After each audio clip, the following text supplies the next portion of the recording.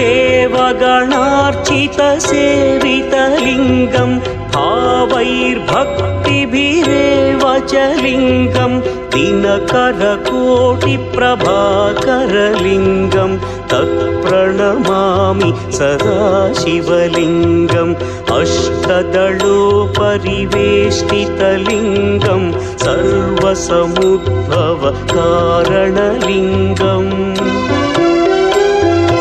अष्टदरिद्र्यविनाशनलिङ्गं तत्प्रणमामि सदा शिवलिङ्गम्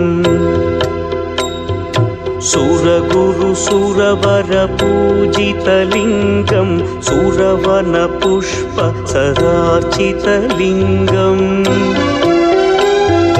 परमपदं परमात्मकलिङ्गं तत्प्रणमामि सदा